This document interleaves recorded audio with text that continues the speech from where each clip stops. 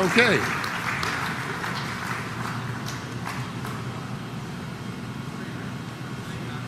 Matt, what's that?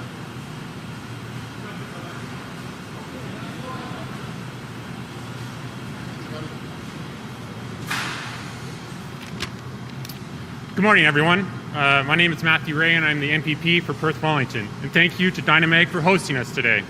It's a pleasure to have Premier Ford and Minister McNaughton in Perth Wellington. I also want to recognize and thank Mayor Matheson, MP John Nader, and the President of the Automotive Parts Manufacturing Association, Flavio Volpe, for being here with us this morning as well. Dynamag has been a business leader in the city of Stratford for 25 years. Our government understands the importance of working with businesses such as Dynamag, and we are laser focused on retaining and attracting good paying jobs in Ontario.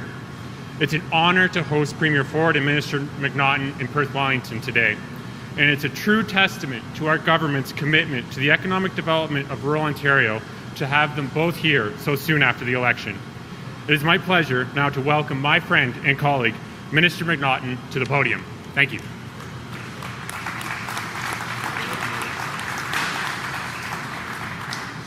Good morning, everyone. Thank you so much, Matt, and congratulations again on your election here in Perth Wellington.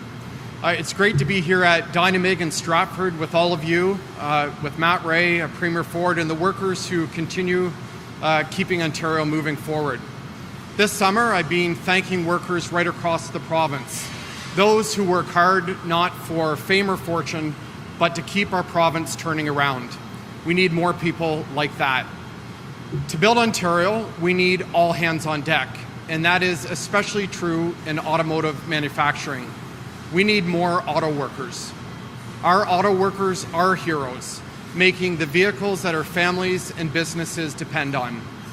They have meaningful careers where they can be proud of what they build, support their family, and give back to their community. By partnering with the Automotive Parts Manufacturers Association on their 2021 Impact Award-winning project, we're lifting people up. It's my pleasure to welcome their president and our friend, Flavio Volpe, who's been leading this project. Flavio, over to you.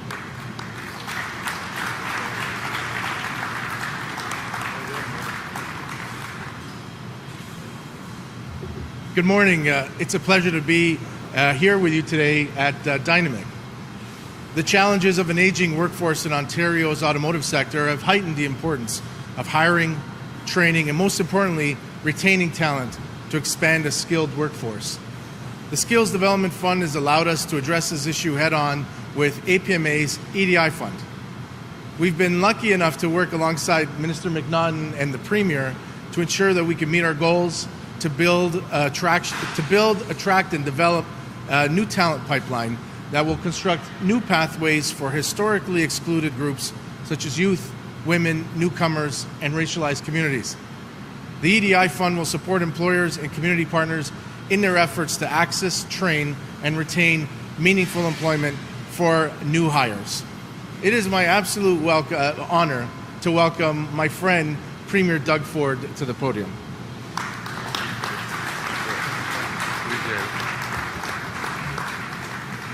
Well, thank you, and well, good morning, everyone, and thank you, MPP Ray, Minister McNaughton, and Mayor Matheson. Thank you for having us, and of course, my good friend Flavio Volpe for your kind words. And I got to tell you about Flavio.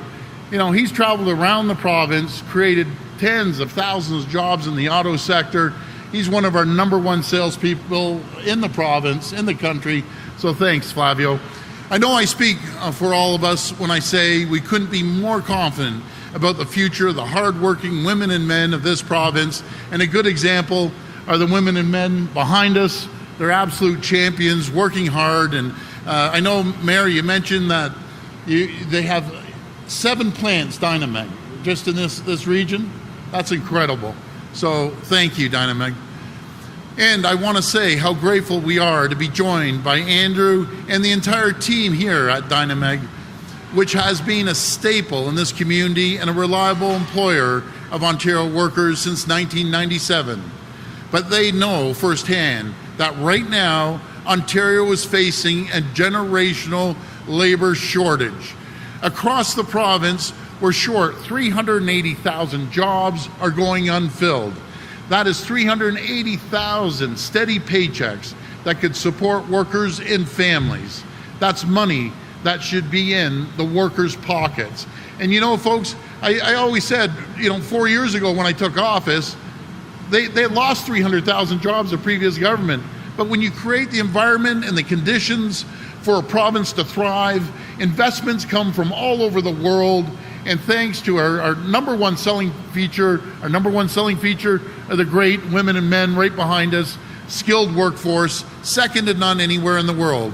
And as our government implements its ambitious plan to build Ontario, as we unlock the province's economic potential, we need all hands on deck. No matter if that's truer than nowhere is that truer than in our auto sector. Because over the past 2 years, we have secured a historic string of investments worth nearly $14 billion. That's $14 billion, not to mention all the spin-off jobs that come from that $14 billion. It's 7-to-1 jobs. When there's an auto sector job created, 7-to-1 reciprocal jobs are created. And with these investments come thousands of good, steady jobs that need an Ontario worker to fill them, with hundreds of thousands of additional indirect jobs up and down the supply chain. These investments will put Ontario on the map, from Windsor to Oshawa and everywhere in between, as the North American capital of electric vehicle production. And Ontario's auto sector is desperate for more skilled workers, because the cars of the future will be built right here in Ontario by Ontario workers. It is an industry that offers good paying jobs and a meaningful career. And so today, I'm proud to announce a $5 million investment in training to prepare 500 more workers for well-paying jobs in Ontario's auto sector. These workers will come from underrepresented groups, and this program will develop the skills they need to succeed for in-demand careers in assembly, logistics, quality control, and more. We're working with our partners in the Automotive Parts Manufacturing Association to deliver job placements across their network for over 300 employers all across this province. At the end of their training, every participant will receive a job offer from a local employer, leading directly to a good job and a bigger paycheck for hundreds of Ontario workers. This program is just one part of our government's Skills Development Fund, a $200 million investment in connecting job seekers with the skills and training they need to find well-paying careers close to home.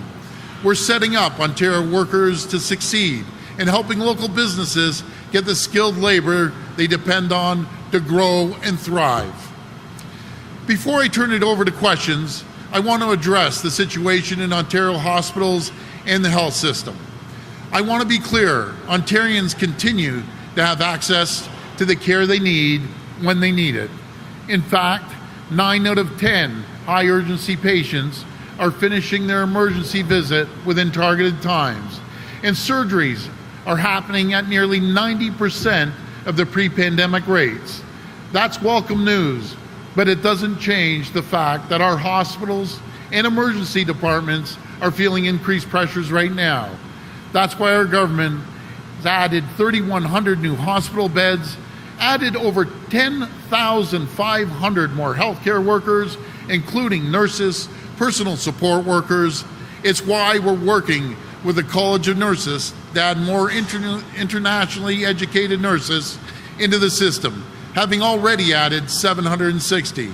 And it's why our government is working with our frontline partners, including Ontario Health, the hospitals, regulatory colleges, health sector unions, and associations to address the pressure our system is facing. I also want to be clear, this isn't a problem that is unique to Ontario. When I was out in BC with Victoria, every province, every premier, all 13 of us, we saw the problem. Right now is feeling the same pressures as Ontario is, and it's why the premiers from coast to coast to coast, regardless of their partisan stripe, continues to urge the federal government to come to the table and talk about increasing health care funding. It's not sustainable that the federal government is giving us 22%, we're paying 78%. And that's across the country, unacceptable. We're going to continue asking the federal government to step up and do their fair share.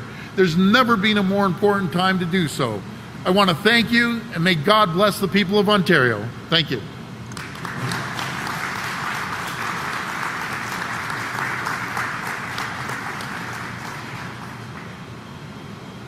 We'll now take questions from the microphone. If media with questions could please form a line behind me. It'll be one question and one follow-up per reporter. Hi, Premier. It's Richard with City News. Richard, how you doing? Good to see you again. Good to see you. I mean, more than 20 ERs and ICUs were forced to flat out close over the weekend. As we speak, 3 ICUs at Toronto General are at capacity. Your health minister yesterday had no new plan for this. Do you have a plan to fix the crisis in healthcare? What's new that you're going to do today, Premier? Well, Richard, thanks for the question. I'll just run through the plan. First of all, over the last couple of years, and this just didn't happen yesterday, it didn't happen a week before, and it's not unique to Ontario. It's happening across the entire country. It's, a matter of fact, happening across the world right now. We've hired over 10,500 new healthcare workers. We've added 3,100 beds. Every single jurisdiction in Ontario is either getting a renovated or a brand new hospital, 50 of them right across the province. We're spending over $40 billion. We're adding a new medical school until we can graduate more docs out of the medical school. We're paying for the tuition for nurses to come on board, and we're trying to give them an incentive. We gave the nurses across the province a well-deserved $5,000 retention bonus. I call it a thank you bonus, which, by the way, is equal to 7.6% on the average increase. And we're going to continue coming up with ideas and working with the College of Nurses to get the internationally trained nurses through the College of Nurses in a much faster, rapid process. And I know the Minister of Health is putting a directive to the College of Nurses asking them to speed up the process. We're in need of more nurses, as many as we can get. You're asking the federal government for more healthcare money, but the Financial Accountability Office the other week said you spent less on healthcare the past fiscal year than what you planned to. Why is your government underspending on healthcare, sir? Well, no, that's not accurate. It's a time and shot when they look at that. We're actually spending more money than any government in the history of Ontario. We're spending billions and billions of dollars. You can look at last year's budget versus this year's budget. Is billions of additional dollars. Hi, Premier. Matthew Bingley with Global News. During the early days of the pandemic, your Solicitor General requested the federal government through the Red Cross and the Army to come in and help the overburdened system. Will you do that now? Because the system is clearly overburdened with hospitals and ERs being forced to close. No, we aren't going to reach out to the Army. It was a whole different situation when we started this pandemic and there was a crisis in long-term care. I'm very confident. I'm very confident working with the colleges of nurses, speeding up the process to get more nurses, working with the hospitals, the CEOs of the hospitals. We'll be able to get through it. Now, let's keep in mind, and make no mistake about it, there's a logjam. But 90% of the patients are getting taken care of when they're going in the hospital. The surgeries are at 90%. Can we do better? 100%. I'm a strong believer in continuous improvement, investment, and that's exactly what we're doing. You talk about throwing everything you can at this. Why not scrap Bill 124? You talked about those incentives. It's clearly what you have done is not enough to stop these closures and these departments being forced to close their doors to patients. Yeah. When you're talking about luring the best people to come here and work, should you not have a healthcare system that they can rely on to lure them in? Well, let's again put that into perspective. Bill 124 expires as the new contracts come up. We're going to work with the unions and we're going to move forward with it. Actually, it's the hospitals that make the deals with the nurses. But also, let's keep in mind that every other province doesn't have that, and they're feeling a crisis. Let's keep in mind that Alberta gave 1%, and we just gave 7.6% increase on the average with a $5,000 bonus. Let me tell you, I appreciate the frontline healthcare workers. They work their backs off day in and day out. They're exhausted. I get it. And we couldn't function without the great work that they do. The nurses, the PSWs, the doctors. Do we need more people? 100% we need more people.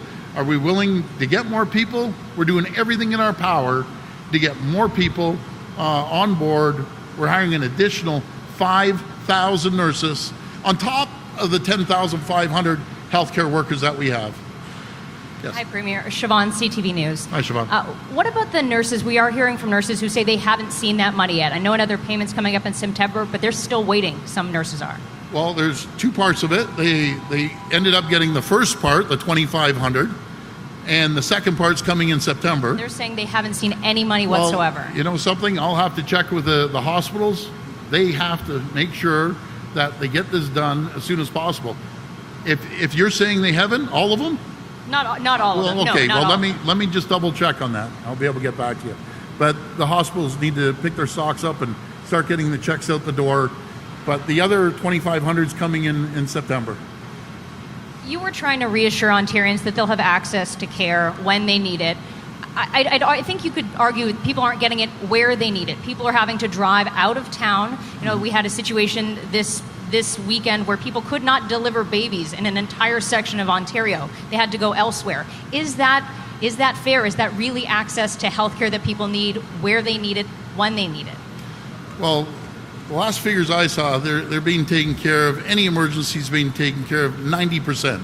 9 out of 10 patients are within the target of the health system.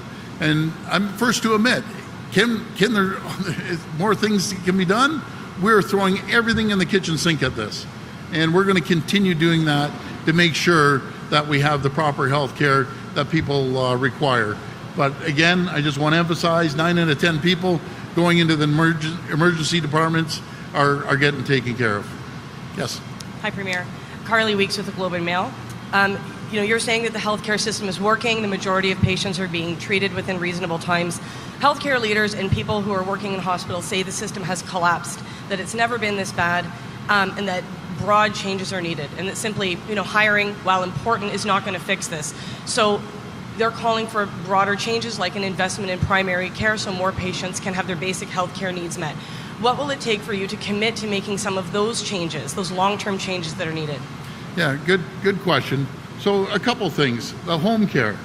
People want to be taken care at home opposed to going to the hospital. Primary care docs, they're incredible. We need to make sure that they're in the office seeing the patients. We're going to continue to invest into the nurses, into PSWs. No matter if it's the PSWs, we gave their increase, which I think they're golden. We're looking to hire 27,000 more PSWs.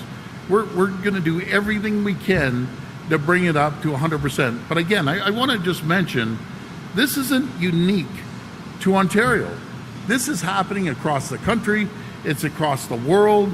We need more people involved in healthcare. We're encouraging them by paying for their tuition if they go into underserved areas and work there for 2 years. What is your message to those people who are in emergency rooms right now waiting for care, waiting for hours, or family members of sick loved ones who are waiting on stretchers for days to receive a hospital bed? Mm-hmm. Again, I'm just going to repeat the numbers. 9 out of 10 people that are going into emergency areas, because we measure it, are getting taken care of within the health parameters. And I believe from the time they walk in, time they get treated, time they leave, it's within 8 hours. Can we do better? We can always strive to do better. Can the hospitals do better? 100% they can do better. And can the College of Nurses do better? 100%. Can the province and the Ministry of Health do better? We all can. But I can assure you, they aren't sitting back. We're throwing everything we possibly can at the system, the health system. Plus, there's a shortage, and these nurses have worked their backs off. The frontline healthcare workers have worked their backs off. You know, they've taken some time off on vacation, well deserved, but we need to make sure that we still have more nurses, more docs, more PSWs to fill those positions, and no one works harder than the frontline healthcare workers.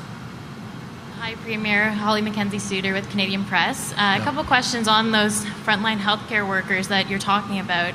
And following up on Bill 124, like from the nurses' perspective, what we're hearing from them is that this bill has kind of become a symbol of your government not respecting them and not valuing them. So, you know, you're saying it expires, but would it be that hard to just repeal it and get rid of it now? Like, what's stopping you from making that gesture if they're saying it would actually keep people in the field? No, I appreciate that. I understand that. But I also want to mention that they got the largest increase in the entire country. That's not mentioned in that comment there. You know, we gave everyone a $5,000 bonus, which is a higher increase than any other jurisdiction in the entire country. When it expires, the hospitals will negotiate fairly with the nurses. It's not our government, it's the hospitals that will negotiate fairly with the nurses. Right. And I was going to ask you as well about that retention bonus. Like, it sounds like you're saying they got a raise so we can be patient with the Bill 124, but even with that bonus, it seems like the nurses are still leaving the profession. Like, do you take that as a sign that they're still not being paid enough? If they're still not satisfied with this bonus, and will you commit to paying them more? Do you acknowledge that they don't get paid enough for the important work that they do? Well, first of all, I'm not saying that. I'm saying it's a big thank you. When we gave the $5,000, you can call it retention, you can call it thank you. I appreciate the great work they do. I appreciate the PSWs. That's why they ended up getting a $3 increase. We're acknowledging them. We need more nurses enrolling into the College of Nurses, be it internationally or through the colleges, getting trained until they can be part of the solution. And there's no one that thinks the world of the nurses and the frontline healthcare workers, docs and PSWs more than I do. And I appreciate all their hard work. And it's tough work. I couldn't do that. This will be the last question. Okay. Good morning, Premier. Hi. Why haven't you spoken publicly about the ER closures and the strain on our hospitals until today? Why didn't I'm sorry? Why haven't you spoken publicly and addressed the closures in the ERs and the strain on our hospitals to Ontarians until today? Well, you know, throughout the whole campaign, I was speaking about that. It's like every single stop, every single day.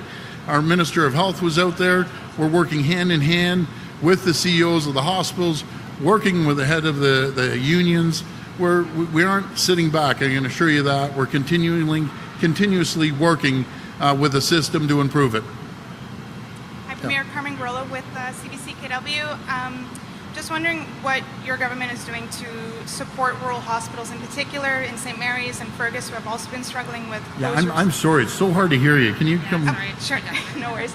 I'm wondering what your government is doing to support rural hospitals as well, like in St. Mary's and Fergus, who are also struggling with staffing their ER rooms. What is your message to them?